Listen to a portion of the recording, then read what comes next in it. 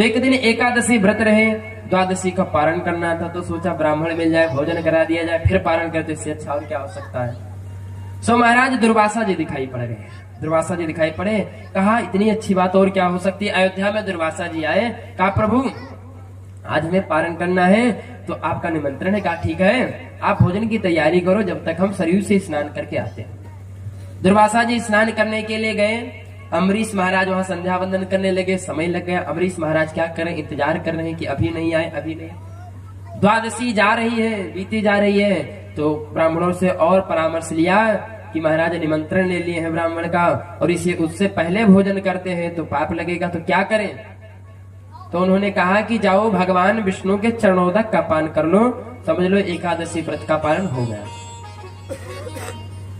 चरणोदक में बड़ी शक्ति है, भगवान के चरणोदक का पान करना चाहिए। ऐसे कहते हैं चरणोदक में इतनी शक्ति है, ध्यान से सुनिए।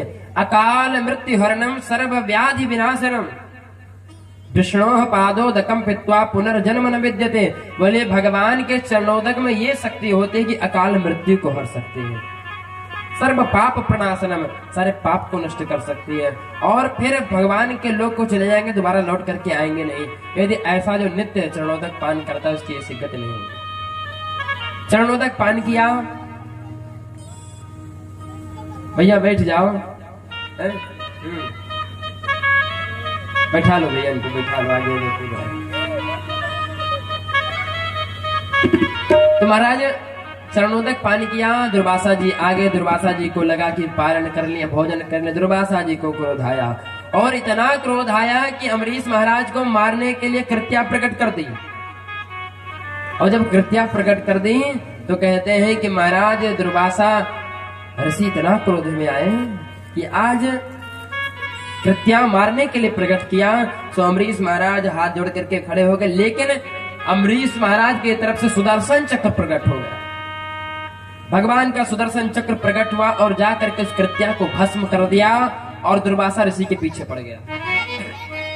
दुर्वासा ऋषि के पीछे पड़ा, दुर्वासा ऋषि भगे, ब्रह्मा जी के पास गए, बोले हम नहीं बचा सकते, शंकर जी के पास जाओ। शंकर जी के पास भगे, प्रभु मेरी रक्षा करो। बोले क्या हुआ, बोले सुदर्शन हमारे पीछे पड़ा हुआ है। तो बोले जिसका सुदर्शन है उसी के पास जाओ।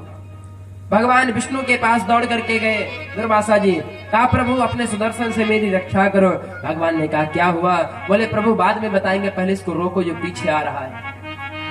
भगवान ने कहा मुनिवर क्षमा करना, आजकल हम अपना सुदर्शन चक्र महाराज अम्बरीश को दे रखे हैं, हमारे पास नहीं है, हमारा कहना नहीं सुनता है, अम्बरीश महाराज का सुनता है। तो दुर्वासा जी वहां से भगे, और कितना भगे, 1 साल तक भागते रहे।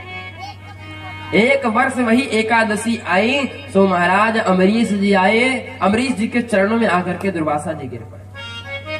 अम्बरीश जी ने उठाया कि अरे आप ब्राह्मण हैं, क्षत्रिय हैं, आप पैर पड़ रहे हैं। कहा पैर बाद में उठाना, इससे पहले रक्षा करो।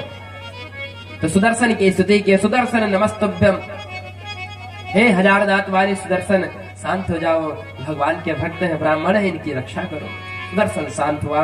तो कहे एकादशी का ये महत्व है, समझ लीजिए कि जो एकादशी व्रत रहता है साल में कितनी 24 एकादशी पड़ती है, अधिक मास लग जाता है तो 26 एकादशी पड़ती है। 24 एकादशी व्रत रहे। एकादशी सर्वोपरि व्रत है, सबसे बड़ा व्रत है।